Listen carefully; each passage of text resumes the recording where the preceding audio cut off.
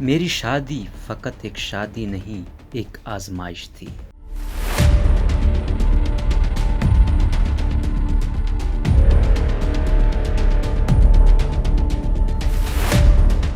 میرا نام تبریز شاہد ہے، میں عرصہ دراز سے عمان مقیم رہا ہوں، مگر جب لوٹا ہوں تو نہ میرے پاس دولت تھی نہ کوئی رشتہ، میری زندگی فقط ایک عذاب بن کر رہ گئی ہے۔ میرے والد صاحب کا ہمارے بچپن میں ہی انتقال ہو گیا تھا، میری 2 بہنیں مجھ سے چھوٹی تھیں، میں نے ماں کا سہارا بننے کا سوچا اور فروٹ چاٹ، چنے چاٹ بیچنے کا کام شروع کر دیا۔ پھر ایک رحم دل شخص نے مجھے کمپنی کے ویزے پر عمان بھجوا دیا۔ یہاں آنے کے بعد میرے گھر کے حالات کچھ بہتر ہو گئے۔ میری بہنیں جو تعلیم حاصل نہیں کر سکی تھیں، بڑا بھائی ہونے کی وجہ سے میرے دل میں بھی ان کی شادی کی فکر رہنے لگی۔ میں نے اپنے معاشرے کی رسم و رواج کو دیکھتے ہوئے ماں کو اپنی بہنوں کی خاطر جہیز اکٹھا کرنے کا کہا اور خوب محنت کرنے لگا۔ پہلی بار جب میں گھر لوٹا تو میری ماں نے میری شادی کر دی۔ میں نے بہت کہا کہ مجھے پہلے بہنوں کا فرض ادا کرنا ہے، مگر وہ نہ مانی۔ میری شادی فقط شادی نہیں، ایک آزمائش تھی یا پھر عذاب تھا۔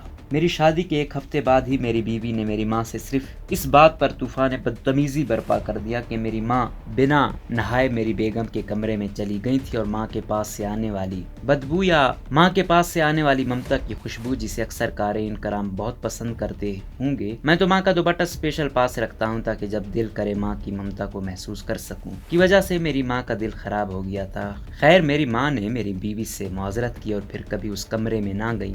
میں نے گھر آ کر اس موضوع پر بیگم سے بات کرنا چاہی، مگر میری ماں نے منع کر دیا۔ دوسری طرف میری بیگم کی زبان درازی بڑھتی گئی، یہاں تک کہ اب وہ ماں اور میری بہنوں کے ساتھ بے انتہا بدتمیزی کرنے لگی۔ مگر میرا گھر بنائے رکھنے کی خاطر میری ماں نے مجھے کبھی بھی بیگم کو کچھ کہنے نہ دیا۔ میں چھٹی گزار کر واپس آ گیا، مگر میری بیگم کے ہنگامے جاری رہے۔ میری بہنوں اور ماں کی طرف سے تو کبھی کوئی شکوہ نہ آیا، مگر بیوی کی طرف سے روز ہی شکایتیں رہتی۔ ایسے ہی حالات میں اللہ نے مجھے اپنی رحمت یعنی بیٹی سے نواز دیا، مگر میرے اعمال یا میری بیوی کی تربیت نے اسے بھی میرے لیے زحمت بنا دیا۔ جب میری بیٹی پیدا ہونے والی تھی تو میری بیوی نے گھر اپنے نام کروانے کا مطالبہ کر دیا۔ مجبوراً میری ماں نے مجھے ایسا کرنے کو کہا تو میں نے گھر بیوی کے نام کر دیا۔ میری بیٹی جو کہ اپنے ننیال میں پیدا ہوئی تھی، پیدا ہونے کے بعد 3 ماہ تک میری ماں اور بہنوں کو دیکھنے تک نہ دی گئی۔ جب میں دوبارہ عمان سے چھٹی گیا تو اپنی بیگم اور بیٹی کو گھر لے کر آیا، تب پہلی بار میری بہنوں اور ماں نے میری اولاد کو دیکھا اور چھوا تو پتہ نہیں کیوں میری ماں کی آنکھوں میں آنسو آ گئے۔ میں نے مسکراتے ہوئے ماں سے کہا کہ میں کتنا سفر کر کے آیا ہوں، مجھے مل کر تو آپ نے آنسو نہیں بہائے،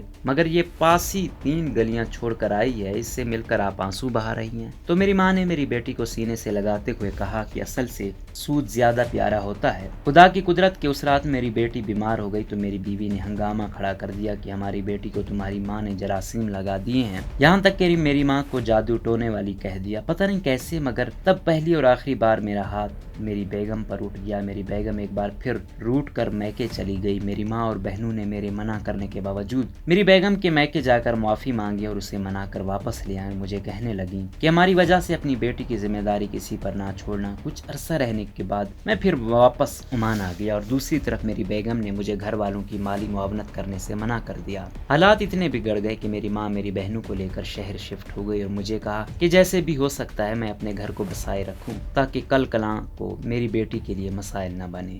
میری ماں اور بہنیں شہر میں رہ کر لوگوں کے گھروں میں کام کرنے لگیں، یہاں تک کہ میری ایک بہن جو کسی کے گھر میں بطور باورچی کام کرتی تھی، وہ سلنڈر پھٹنے سے مر گئی اور میں بدقسمت انسان اپنی بہن کو قبر میں بھی نہ اتار سکا۔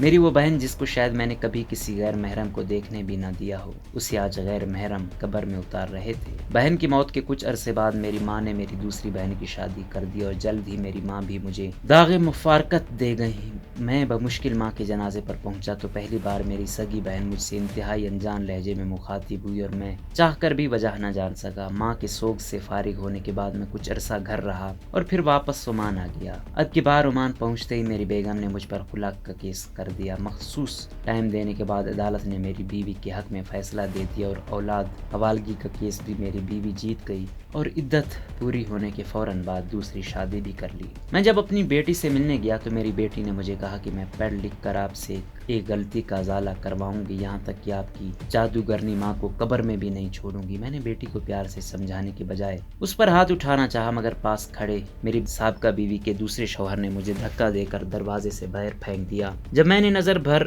کر اس جہان انسان کو پہلی بار دیکھا تو مجھے اپنی بیٹی کی عزت بھی خطرے میں محسوس ہوئی، مگر افسوس میں کچھ نہیں کر سکتا تھا۔ میری سابقہ بیوی نے آواز دے کر کہا تھا، جب تم جل کر مر جانے والی بہن کی موت کی وجہ جان لو گے تو خود بھی جل کر مر جاؤ گے۔ یہ الفاظ نہیں پگھلا ہوا سیسا تھے۔